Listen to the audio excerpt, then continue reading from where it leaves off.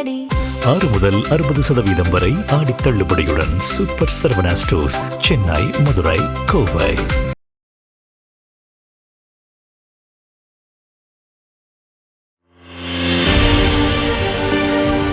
Black and white நேயர்களுக்கு வணக்கம். அரசியல் சூத்திரம் நிகழ்ச்சியில் மூத்த பத்திரிகையாளர் கோட்டீஸ்வரன் நம்முடன் இணைகிறார். வணக்கம் சார். சார் வணக்கம். நேயர்களுக்கு அன்பு வணக்கம்.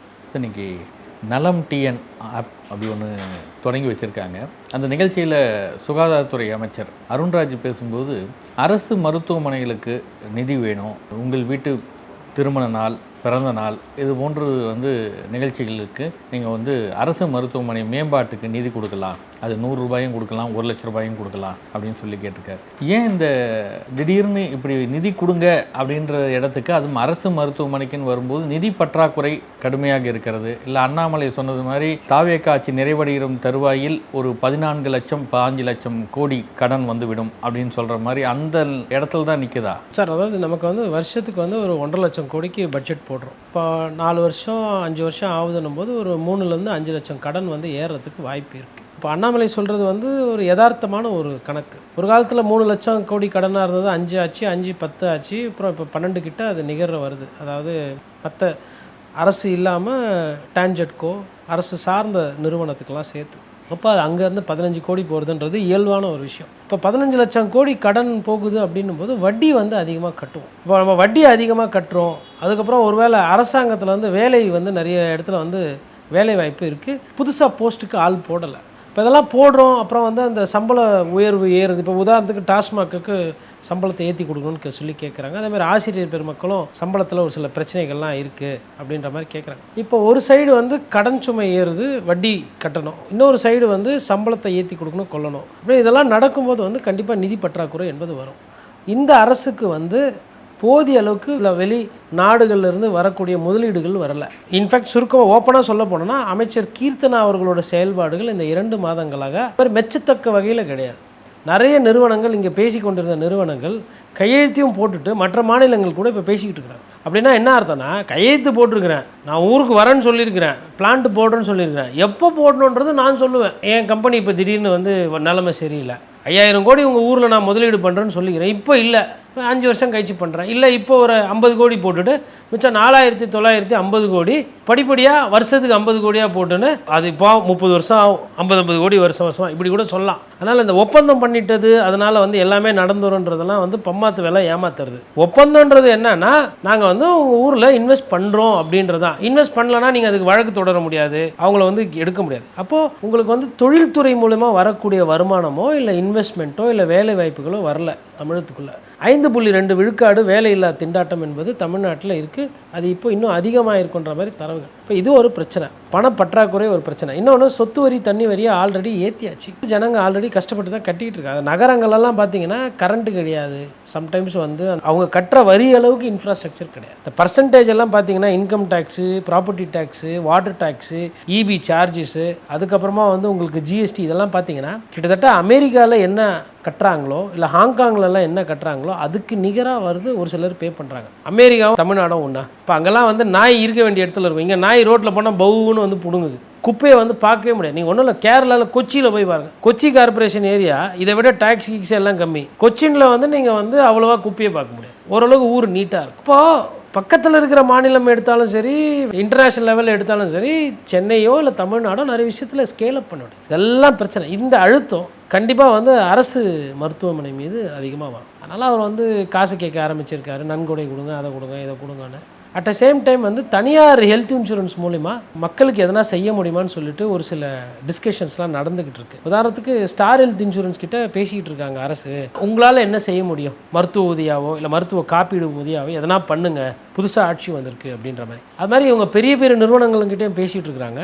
சின்ன சின்ன ஆட்கள் கிட்ட இந்த மாதிரி நன்கொடை கொடுங்க, டொனேஷன் கொடுங்க, உங்கள் கல்யாணம் அதையும் பண்ணிட்டு இருக்காங்க. எனக்கு கேட்டால் பணம் நன்கொடையாக கேட்குறது ஒன்றும் தப்பு கிடையாது, அதில் ஊழல்லாம் எதுவும் நடக்காமல் பார்த்துக்கணும். மற்றபடி இந்த மாற்றம் என்பது வந்து இன்னும் அவங்களுக்கு வந்து அந்த எப்படி வந்து வருவாய் ஈட்டுவது, இது வந்து எடப்பாடி பழனிசாமி கிட்ட நிறைய நேரத்தில் பத்திரிகையாளர் கேட்கும்போது கடனில் இருக்குது அப்படின்னும் இல்லை வருவாய் எப்படி ஈட்டுறதுன்னு எனக்கு தெரியும், நான் கரோனா காலத்தில் 1.5 வருஷம் வருமானம் இல்லாதப்போவே எதையுமே பிரச்சனை இல்லாமல் ரேஷன் கடையில் அரிசி ஆகட்டும் இல்லை வந்துட்டு ஒரு சில திட்டங்களோ எதுவுமே தடைபடாமல் நாங்கள் அதை பண்ணி கொடுத்தோம், அந்த அனுபவம் இருக்குது, அதனால் எங்கேருந்து பணத்தை ஈட்டணும் எதை ஏற்றணும் என்ன பண்ணணுன்றது தெரியும். அதே மாதிரி மத்திய அரசோடு வந்து எனக்கு நட்பு இருக்குது. இப்போ ஒரு புயலோ நிவாரணமோ இல்லை விவசாயிகளுக்கு நெல் பட்டு போச்சு செடி சாஞ்சி போச்சுன்னா அதை போய் கேட்டுக்கிட்டு வாங்கின்னு வந்துடுவேன் நான் அப்படின்னு அந்த கான்ஃபிடென்ட்டாக பதில் சொன்னார். ஆனால் அந்த கான்ஃபிடென்ட்டாக பதில் சொன்னவருக்கு ஓட்டு போடல. இவர் வந்து மாற்றம் பண்ணார். இப்போ இவங்களுக்கு அது ஒரு பெரிய சிக்கல். டெல்லி வந்து என்னதான் வந்து சென்ட்ரல் கவர்மெண்ட் வந்து ஃப்ரெண்ட்லியாக இருந்தாலும் தாவேக்காவை வந்து அவங்க அந்த அளவுக்கு வந்து பார்க்க முடியாது. ஏன்னா அலையன்ஸில் ஒன்றும் நீங்கள் கிடையாது இல்லை, அதிமுக தானே அலையன்ஸில் இருந்தது. இன்னும் சுருக்கமாக சொல்லணும்னா இந்த டெண்டர் சமாச்சாரங்கள்லாம் நிறைய வந்து இன்னும் தோய்வில் தான் இருக்குது, இன்னும் ஸ்பீடப் எடுக்கல. என்னன்னா பணம் இல்லையா இல்லை என்ன பிரச்சனைன்னு தெரியல, இது ஒரு சிக்கல் இருக்குது. அருண்ராஜ் வந்து அந்த சிக்கலை வெளிப்படுத்துகிற விதமாக தான் வந்து அவர் நன்கொடை கேட்டிருக்காரு. அரசு மருத்துவமனைக்கு நன்கொடை கொடுக்கறது ஒன்றும் தப்பு கிடையாது, அது கொடுக்கலாம். விஜய் அரசாங்கத்திற்கு இருக்கக்கூடிய ஒரு பெரிய அட்வான்டேஜ் அப்படின்னு இப்படி பார்க்கலாமா? அந்த நன்கொடைன்றது வந்து விஜயோடைய ரசிகர்கள், விஜயோடைய ஃபேன், விஜய் சிஎம்மாக வந்ததை இன்னும் கொண்டாடக்கூடிய ஒரு தரப்பினர் அப்படின்லாம் பார்க்கும்போது விஜயோட அரசாங்கத்தில் அரசு மருத்துவமனை நடத்துறதுக்கு நிதி வேணும்னு கேட்குறாங்கன்னா தாராளமாக வேகமாக வர்றதுக்கு வாய்ப்புகள் இருக்கா? ஆளுக்கு ஒரு 200 500 அனுப்புறது அவங்களுக்கு ஒரு பிரச்சனையாக இருக்குமா? அது ரொம்ப ரீச் பண்ணுறதுக்கு ஈஸியாக இருக்குமா அது அவங்களுக்கு? அருண்ராஜ் ஐயா கேட்டது ஒரு நியாயமான கோரிக்கை. அதில் வந்து என்னால் வந்து கருத்து சொல்ல முடிஞ்சுது. விஜயோட ரசிகர்கள்லாம் வந்து இது வரலாம் எதுவும் பெருசாக அப்படிலாம் தாராளமாக தூக்கி கொடுத்தா மாதிரிலாம் எனக்கு தெரிஞ்சு இல்லை. தலைவர் வழியோ தொண்டர் வழி. விஜய் சார் வந்து ஆனவனா எம்ஜிஆர்னு சொல்லுவார். இப்போ கூட பெரம்பூரில் எம்ஜிஆர் ஃபோட்டோலாம் அந்த இடத்துல போகும்போது வச்சுருக்கிறாங்க அவர் ஆஃபீஸாக. இப்போ என்னன்னா எம்ஜிஆர் அவர்கள் வந்து கொடுத்து செவந்த கரங்களுக்கு சொந்தக்காரன்ற மாதிரிலாம் சொல்லுவாங்க. அவர் கிட்ட கூட நெருங்க முடியும். எங்கே இப்போ ஒரு ராமேஸ்வரம் பிரச்சனை, இலங்கை மீனவர்கள் பிரச்சனைக்கு 500 ரூபாய் கொடுத்தவருங்க விஜய் சார், வெறும் 500 ரூபாய். அப்போவே ஸ்டண்ட் யூனியனில் இருந்தவங்க துணை நடிகர்கள் ஒரு சிலர்லாம் வந்து 5000 ரூபாய் கொடுத்துருக்காங்க. யாருனா ஒருத்தருக்கு சாப்பாடு இல்லை பிரச்சனை இல்லை யாருனா ஒரு கஷ்டம்னு சொன்னால் காலம் சென்ற நகைச்சுவை நடிகர் மயில்சாமிலாம் வந்து சக்திக்கு மீறி போய் செலவு பண்ணுறாங்க. அதாவது மயில்சாமிக்கு 10,000 ரூபா தான் இருக்குன்னா 15,000 ரூபா செலவுனா 5,000 ரூபா கடன் வாங்கி செய்கிறது மயில்சாமி. அவரும் ஒரு நடிகர் தான். ஆனால் அந்த கொடுக்குற அந்த குணம் இருந்தது. அந்த மாதிரி வந்து ஒரு பெரிய குணாதிசயத்தை வந்து நம்ம வந்து விஜய் சார் கிட்ட பார்த்ததில்லை. கரூர் சம்பவம் இறந்து பல வாரங்கள் கழித்து பணம் கொடுக்கப்பட்டது. யாரோட பணம் என்ன ஏது விஜய் சாரோட அக்கௌண்ட்லேருந்து போச்சா இந்த டீட்டெயில்ஸ் எல்லாம் வெளிப்படையாக யாருமே சொல்லவே இல்லை. யார் பணம் எதுக்கு பணம். இப்போ ஒருவேளை ஐயா ஆதரவு கொடுத்துருந்தாரு வச்சுக்கோங்க, ஒரு பேச்சுக்கு சொல்கிறேன். அப்போ அது லாட்ரி மூலமா அவர் வியாபாரம் பண்ணுறாங்க, அவங்கக்கிட்ட நிறைய பணம் இருக்குது அவங்க குடும்பத்தில், அந்த குடும்ப காசு எடுத்து கொடுத்துருக்கலாம். அப்போ என்ன யாரோட பணன்றதை நிறைய விஷயத்தில் தெரிய மாட்டேங்குது.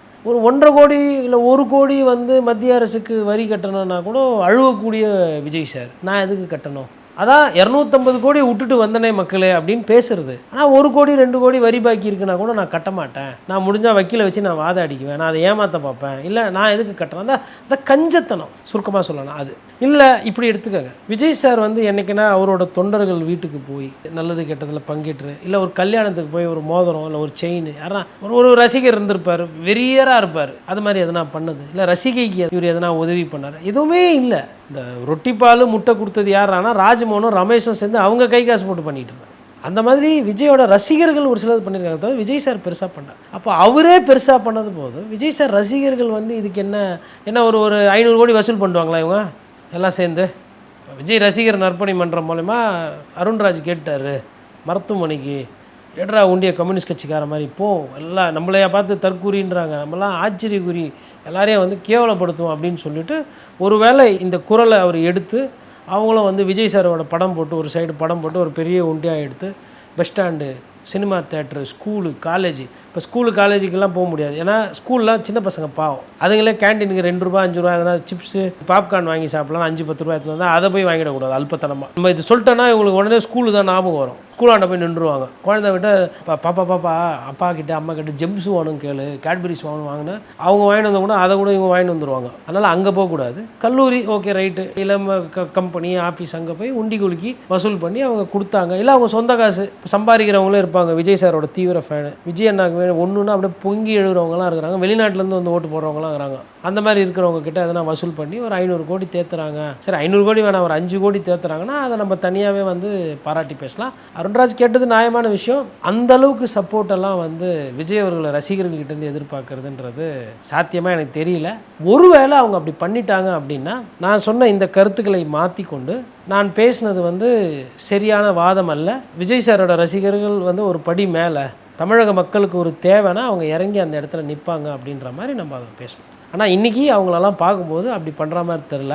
அந்த பாட்டில் வச்சுன்னு டான்ஸ் ஆடுறது, இல்லை வந்து ரீல்ஸு போடுறது, இன்ஸ்டாவில் வைப்பு பண்ணுறது, இல்லை ஆபாச வார்த்தைகளை வேறு யாருன்னா போய் திட்டுறது, அதுதான் நல்லா வருது. இந்த மாதிரி வசூல் பண்ணி அரசு மருத்துவமனை ஊக்கப்படுத்தணும். வசூல் கூட வேணாம் சார், வாரத்தில் ஒரு நாள் போய் க்ளீன் பண்ணி கொடுப்பாங்களா? இவ்வளோ பேசுகிறாங்கல்ல விஜயன் ஆட்சியில் மாற்றம் தூய்மைக்கு மேல், ஏதோ அரசு மருத்துவமனை தத்தெடுத்து க்ளீன் பண்ணுறது கொள்வது அந்த மாதிரி எதனா இதுவரையிலும் இல்லை. இனிமேல்ட்டு இருக்குமான்னு நீங்கள் ஒரு கேள்வி கேட்டீங்க. இப்போ இல்லைன்னா இனிமேலும் இல்லை. அந்த விவேக் சார் சொல்லுவார்ல, இதுவரை நான் எதனா பண்ணனா ஒன்றும் இல்லை அவ்வளோதான் அப்படின்ற மாதிரி கூட போவோம். பேரும் 6 முதல் 60% வரை ஆடி தள்ளுபடியுடன் சூப்பர் சரவணா ஸ்டோர்ஸ், சென்னை, மதுரை, கோவை. இப்போ அருண்ராஜ் சொன்னதில் இன்னொரு விஷயம் என்னென்னா, நீங்கள் எந்த மருத்துவமனை, குறிப்பிட்ட மருத்துவமனையை கூட நீங்கள் முடிவு பண்ணிக்கலாம் அப்படின்னு ஒரு விஷயத்த சொல்கிறார். கடந்த திமுக ஆட்சியில் பள்ளிக்கூடங்களுக்கு நிதி அப்படி தான் கொண்டு வந்தாங்க. நீங்கள் வந்து நிதி பெறுறதுக்கு அந்தந்த தலைமை ஆசிரியர்கள் முயற்சி பண்ணுங்கள், அந்தந்த பள்ளிக்கூடத்தை மேம்படுத்தன்னு சொல்லி அப்படி தான் சென்னை அசோக் நகர் மகளிர் மேல்நிலைப் பள்ளியில் ஒரு நிதி கொடுத்தவர். அவர் வந்து கர்மாலாம் பேசி ஏன் கண்ணு தெரியலன்னு பேசுனதுக்கப்புறம் தான் சர்ச்சையாகி அந்த பரம்பொருள் ஃபவுண்டேஷன் மகாவிஷ்ணு கைது வரைக்கும்லாம் அந்த நடவடிக்கை போச்சு. அமைச்சரை வந்து என்னுடைய ஊழியரை பார்த்து நீ இப்படி பேசிட்டு போயிடுவியா அப்படின்லாம் பேசினார். இடம் கொடுத்தது இந்த நிதியை பெறது, நிதியை பெற்றவங்களை கௌரவிக்கிறதுக்காக அவங்க ஏதாவது ஒரு நிகழ்ச்சியை ஏற்பாடு பண்ணுறது அப்படின்ற சிக்கலில் தான் இது போய் நிற்குது. அப்படி குறிப்பிட்ட ஒரு மருத்துவமனைக்கு ஒரு அதிகமான நிதியை கொடுக்குறார், ஒரு 1 லட்ச ரூபா டொனேஷன் கொடுக்குறார், 2 லட்ச ரூபா கொடுக்குறாருன்னா அவர் ஏதாவது ஒரு வகையில் அவங்க கௌரவிக்கணும், ஒரு நிகழ்ச்சி நடத்தணும், பேசுறது கூப்பிடும்போது இந்த மாதிரியான சிக்கல்களும் வந்து நிற்குமா? கண்டிப்பாக சார், அதில் நிறைய சிக்கல் இருக்குது சார். அதாவது இப்போ அது நீங்கள் சொன்னது அந்த பரம்பொருள் ஃபவுண்டேஷன் நல்ல எடுத்துக்காட்டு. இப்போ ஒரு வாதத்துக்கு நம்ம வச்சுக்கோ, இப்போ வந்து கவர்மெண்ட்டு ராஜீவ்காந்தி அரசு மருத்துவமனை இருக்குது, இருக்கிறதே பெருசு அதுதான் இப்போ சென்னையில். இப்போ அதுக்கு வந்து இப்போது ஏதோ ஒரு நிதி பற்றாக்குறை, ஒரு கட்டடம் கட்டணும்னு சொல்லிட்டு ஒரு சாராய வியாபாரி இருக்கார், டிஸ்டிலரி நடத்துகிறாரு. அவர் வந்து பார்க்கும்போது டிஸ்டிலரி ஆங்கிலத்தில் அழகாக இருக்கும், இந்த கம்பெனி இது ஆங்கிலம் பேர் கொண்ட பிராண்டியெல்லாம் உற்பத்தி பண்ணார். அந்த பணம் போய் நீங்கள் வாங்குறீங்கன்னா நாளைக்கு வந்து அவர் வந்து ஏதோ ஒரு ஊழலில் சிக்கிறாரு, இல்லை டாஸ்மாக்கு அவர் வந்து ஏதோ வந்து ஒரு சில விஷயங்கள் வந்து தப்பான பில்லிங் போகிறாங்கன்னா அவர் மீது நீங்கள் எப்படி நடவடிக்கை எடுப்பீங்க? இல்லை இப்போ ஒரு லாட்ரி அதிபர் வந்து உங்களுக்கு பணம் கொடுக்குறாரு அப்படின்னா, தமிழ்நாட்டில் லாட்ரி தடை செய்யப்பட்டிருக்கு. ஆனால் திருட்டுத்தனமாக ஒரு சில இடத்துல வந்து லாட்ரியை வந்து விற்கிறாங்க. 1 நம்பர் லாட்ரி மாதிரி அது செல்ஃபோனில் வாட்ஸ்அப்பில் போட்டு ஒரு மாஃபியா ஆப் இருக்குது. இப்போ லாட்ரி ஓனர்கிட்ட வந்து ஒரு 5 கோடி இல்லை 50 கோடி நீங்கள் வாங்குறீங்கன்னா அந்த லாட்ரி அதிபர் மீது நீங்கள் எப்படி நடவடிக்கை எடுப்பீங்க? ஏன்னா முகத்தை வச்சுக்கிட்டு போய் நீங்கள் நடவடிக்கை எடுப்பீங்க. இப்போ இதெல்லாம் சிக்கல் இருக்குது. அதாவது என்னென்னா, உடனே இப்படி பண்ணலாம், நன்கொடை கொடுக்கறதுக்கு உனக்கு வந்து ஒரு குவாலிஃபிகேஷன், ஒரு தகுதி இருக்கணும். என்ன தகுதி? நீங்கள் வந்து சீட்டுக்கட்டு சம்பந்தமாக, இல்லை கேம்பிளிங், அதாவது சூதாட்டம் பண்ணுற ஒரு கம்பெனியாக இருக்கக்கூடாது. நீங்கள் வந்து லாட்ரி சீட்டு விற்கிற ஒரு கம்பெனியாக இருக்கக்கூடாது. நீங்கள் வந்து சிகரெட்டு வியாபாரியாக இருக்கக்கூடாது. குட்கா சிகரெட் அந்த மாதிரி இருந்தால் நீங்கள் நன்கொடை கொடுக்கக்கூடாது.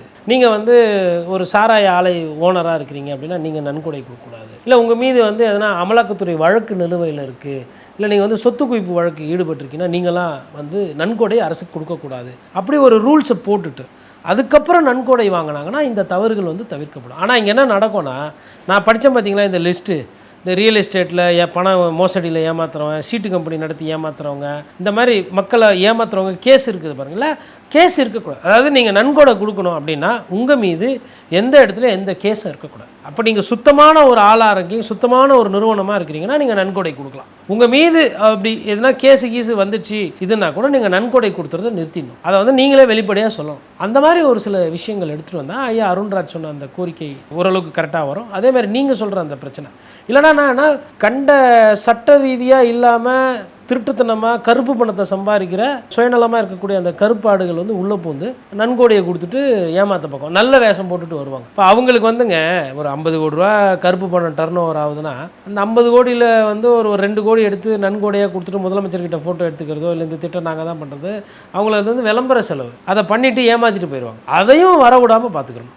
இப்போ ராஜகண்ணப்பன் நன்றி தெரிவிக்கும் போது 6, 7, 8 வயசு கொண்ட சிறார்கள் வீட்டில் அவங்க பெற்றோர்கிட்ட சொல்லி ஒரு ஆட்சி மாற்றத்தை ஏற்படுத்திட்டாங்க அப்படின்னு சொல்கிறார். இப்போ ராஜகண்ணப்பன் பேசுகிறதுலேருந்து இனிமே வந்து தமிழ்நாட்டில் அரசியல் கட்சிகள் ஒரு இலக்காக வைக்கக்கூடிய ஓட்டுகள் பெற வேண்டும் என்றால் சிறார்களை மையப்படுத்தி தான் போகணும் அப்படின்ற ஒரு தன்மை தெரியுதா? இன்னொரு பக்கம் ஆர்பி உதயகுமார் ஒரு நிகழ்ச்சியில் பேசும்போது சொல்கிறாரு, கரூர் சம்பவத்தில் அன்னைக்கே எங்கள் தலைவர் எடப்பாடி பழனிசாமி சட்டமன்றத்திலே முடிச்சு விட்டுருந்துருக்கணும் விஜயை, அவர் கருணை தன்மை கொண்டவரானால விட்டுட்டாரு, அதுதான் பிரச்சனை அப்படின்றாரு. திமுகவில் இருக்கிறவங்க கரூர் சம்பவத்தில் அன்னைக்கே முதலமைச்சராக இருந்த மு.க. ஸ்டாலின் எஃப்ஐஆர் போட்டிருக்கணும், வழக்கு பதிவு பண்ணியிருக்கணும், கைது செய்திருக்கணும், அன்னைக்கு அவர் தவறிட்டார். இந்த மாதிரியான புலம்பல்கள்னு சொல்கிறதா, ஆதங்கம் சொல்வதா, அதிமுகவிலும் மேலோங்குது திமுகவிலும் மேலோங்குது, என்ன காரணம் இது சார்? அதாவது 2 விஷயம் சார். ஒன்று வந்து கரூர் சம்பவத்தை பொறுத்தவரையிலும் அங்கே நடந்த விஷயங்கள், அந்த விஜய் சார் வந்து வண்டிக்குள்ளேயே இருந்ததெல்லாம் வந்து இன்னும் வீடியோக்கள்லாம் வெளியிட்டு இன்னும் அதை வந்து காட்சிகள்லாம் காட்டி அம்பலப்படுத்தியிருக்கணும். ஆனால் அரசு என்ன பண்ணிட்டாங்கன்னா அன்றைக்கி அதிகாரிகளை வைத்து விளக்கம் கொடுத்தாங்க. அது என்ன ஆகிப்போச்சு, அது இவங்க பண்ண முயற்சியை விட விஜய் சாரோட பிரச்சாரம் இன்னும் மேலோங்கி போயிடுச்சு. அப்போ வந்து என்ன பண்ணிருக்கோம்னா, ஏதோ ஒரு காரணத்தினால தாவேக்காவை பார்த்து பயந்து திமுக வந்து ஒரு சில நடவடிக்கை எடுக்கலாம். சரி, பிரச்சாரம், பத்திரிகையாளர் சந்திப்பு அதெல்லாம் கூட விட்டுருங்க, குறைந்தபட்சம் எஃப்ஐஆரில் அவர் பேரை சேர்த்துருக்கணும். அது அன்னைக்கு காவல்துறை பண்ண மிகப்பெரிய தப்பு. அது அன்னைக்கு இருந்த முதலமைச்சர் அதில் தலையிடாமல், ஏன்னா அவரது துறை தான் காவல்துறை, முதலமைச்சராக இருந்த ஸ்டாலின் அவர்கள் எஃப்ஐஆரில் விஜய் சார் பேர் சேர்க்காதது பெருங்குற்றம். அதாவது ஒரு சினிமா நடிகரை பார்த்து ஒரு பெரிய திராவிட கட்சி பயந்த தருணம் அது. அதற்கு கூலி தான் வந்து இன்னைக்கு கரூர் போலீஸ்க்கு கெட்ட பேர், அதற்கு கூலி தான் வந்து இன்னைக்கு திமுக இப்படி ஒரு சிக்கலுக்கு சிக்கிட்டாரு. அதிமுக வந்து அது நேராக சம்பந்தம் கிடையாது. ஆனால் தார்மீக அடிப்படையில் இவங்க ஒருவேளை கூட்டணிக்கு வரலாம் பாவம் அப்படின்ட்டுன்னு சூழ்ச்சியை சாதகமாக மாற்றுறது, இல்லை சூழ்ச்சியை அவங்களா இருந்துட்டு கூட அதை பிரச்சாரம் பண்ணக்கூடிய சக்தி படைத்த ஒரு கட்சி தாவேக்கா. அது அன்னைக்கு தெரியல, இன்னைக்கு புரியுது எடப்பாடி பழனிசாமிக்கு. ஆனால் அன்னைக்கு என்ன பண்ணுறாரு, சட்டமன்றத்தில் அவங்களுக்கு ஆதரவாக பேசிட்டார். இப்போ அவங்களுக்கு குத்துதே கூடையதுன்னு முடிவுனாங்க. இந்த 2 விஷயத்துலையுமே வந்து அதிமுக ஒருத்தர் தப்புனா அது தப்புன்னு சொல்லிட்டு போகிறது வேற, தப்புன்னு தெரிஞ்சுட்டு அதுக்கு முட்டு கொடுத்தது தான் அதிமுக பண்ண தப்பு. தப்புன்னு தெரிஞ்சு அந்த தப்பை தட்டி கேட்காம எஃப்ஐஆர் போடாம மட்டும் தான் திமுக பண்ண தப்பு. இன்றைக்கி 2 பேரும் மாறி மாறி புலம்புறாங்க. ஆனால் காலம் முடிஞ்சு போச்சு, இப்போ இதுக்கப்புறம் எதுவும் பண்ண முடியாது. அந்த கரூர் சம்பவத்தில் வெற்றி பெற்றவர் விஜய் சார் தான். ஏன்னா அவரோட பிரச்சாரமும் அவர் போய் மக்கள்கிட்ட சொன்னதான் எடுபட்டது.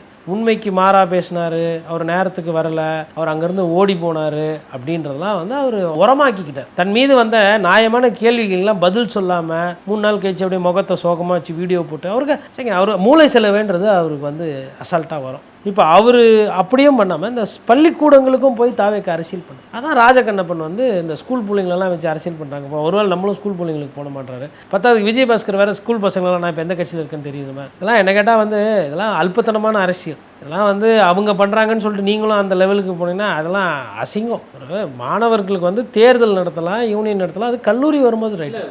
வெற்றி பெறதுக்கான வாய்ப்புகள் இல்லைன்னு சொன்னால் அதை நோக்கி போகாமல் இருக்குமா? ஏன்னா பள்ளிக்கூடங்களில் பார்த்தீங்கன்னா கலை நிகழ்ச்சிகள்லேயே வந்து மாறுவேட போட்டிகள்லாம் முதலமைச்சர் விஜய் அப்படி தான் வந்து நிற்கிறாரு. அந்த பதவியேற்பில் அவர் உறுதிமொழி பேசுனது தான் மனப்பாடம் பண்ணிட்டு வந்து அந்த சிறார்களும் பேசுகிறாங்க. அப்போ தன்மைகள் இதை நோக்கி மாறிக்கிட்டு இருக்குது இல்லை? அரசியல் கட்சிகளுக்கு வேறு என்ன வழி இருக்குது? அதாவது ஃபஸ்ட்டு இந்த பள்ளிக்கூடத்தில் மாறுவேடத்தில் அரசியல்வாதி மாறுவேடம் போட்டு வர்றதே ரொம்ப கேவலம், அசிங்கம். நாங்களும் சின்ன வயசில் எல்லாரும் பார்த்துருக்குறோம். நம்ம இப்போ நீங்கள் நான்லாம் கூட மாறுவேட போட்டியில் மற்றவர் காம்பீட் பண்ணுவாங்க. ஃபஸ்ட்டு இந்த மாதிரி நடிகர்களையோ இல்லை அரசியல்வாதிகளையோ வைத்து மாறுவேட போட்டியில் கலந்துக்கிறதுக்கு பசங்களை வேணால் ஃபஸ்ட்டு அந்த ஸ்கூல் ஹெட் மாஸ்டரும் அந்த ஸ்கூலில் இருக்கிற பிரின்சிபல்லாம் வந்து போய் எங்கன்னா போய் 10 தெருவில் போய் பிச்சை எடுக்கலாம். ஏன்னா கடுமையான வார்த்தைன்னு கிடையாது. அதாவது மாறுவேட போட்டின்றது எது? ஒரு மகாகவி பாரதியார், ஒரு திருவள்ளுவர், இல்லை ஒரு ஐன்ஸ்டீன், இல்லை வந்து அந்த பேரை சொன்னால் அரசியல் ரீதியாகவும் சரி, ஒரு சட்ட சிக்கலோ இல்லை ஒரு விஷயமோ இருக்கணும், அரசியலுக்கு அப்பாற்பட்டு தான் பள்ளிக்கூடம். ஸோ பள்ளிக்கூடத்தில் போயிட்டு ஒரு அரசியல்வாதி மாதிரி போட்டு இப்படி பண்ணுறது, அப்புறமா கோட் சுட்டு போட்டு வர்றதுன்னா see the taste of the teachers. அப்போது டீச்சர்ஸ்லேயே நிறைய பேர் வந்து நீங்கள் வந்து விஜய் சாரோட ஃபேன் இருக்கீங்க. அப்போ அது இருக்கவே தான் அது நடக்குது. நான் என்ன சொல்றேன்னா, படிப்பை சொல்லி கொடுக்கறதுக்கு தான் உங்களை வந்து அனுப்பிச்சது. இதை பண்ணுறதுக்கு இந்த ஃபேன்சி ட்ரெஸ் காம்படிஷனில் விஜய் சாரோட வேஷம் போட்டு வந்து குழந்தைங்க கலந்துக்குன்னா, இதை பண்ணுறதுக்கு போய் சினிமா தேட்டரில் உட்காந்து டிக்கெட்டு கிக்கலாம். சாக் பீஸை தொட்டு போர்டில் எழுதி சொல்லி தர்றதுக்கு அதுக்கு உண்டான தகுதிகள் உங்களுக்கு இல்லை. இத்தனை சர்க்குலர் போட்டோம் இதே வேலைகள் திருப்பி திருப்பி நடக்குதுன்னா நீங்களாம் வந்து என்ன சொல்கிறது? அதாவது மூளை செலவை செய்யப்பட்ட பொதுவாக ஆசிரியர் பெருமக்கள் ஒரு நிறைய பேர் என்கிட்ட பேசிகிட்டு இருக்கிறாங்க தொடர்பில். 70-80 விழுக்காடு ஆசிரியர் பெருமக்களுக்கு இது பிடிக்கல. ஆனால் ஒரு 10-20% ஆசிரியர் பெருமக்களுக்கு இது அவங்க விஜய் ஃபேனாக இருக்கிறாங்க. அவங்கள ஆசிரியர் பெருமக்கள் சொல்ல மாட்டேறாங்க, விஜய் சாரோட ஃபேனு. அவங்க இந்த மாதிரி பள்ளிக்கூடத்துலலாம் இருந்தால் இதெல்லாம் அவலெல்லாம் நடக்கும். அதான் இந்த வேலையை விட்டுட்டு வேறு எதனா வேலைக்கு போகலாம், இல்லை தாவே கட்சி ஆஃபீஸில் போய் உட்காந்துக்கலாம், இல்லைனா வேறு எதனா எம்எல்ஏ ஆஃபீஸில் இந்த பிஏ ஓஏ எதனா அரசு உத்தியோகமாக இல்லாமல் நான் விஜய் சாரை பற்றி நல்லா வைப்பு பண்ணுவேனே, எனக்கு அதெல்லாம் பார்த்து செய்யுங்க, அந்த மாதிரி எதனா ஒரு தொழில் கூட போகலாம். மற்றபடி இந்த மாணவர்கள் விஷயத்தில் தலையிடுறது யாராக இருந்தாலும் அது வந்து மிக கேவலமான மட்டமான மலிவான அரசியல். நன்றி. நன்றி சார்.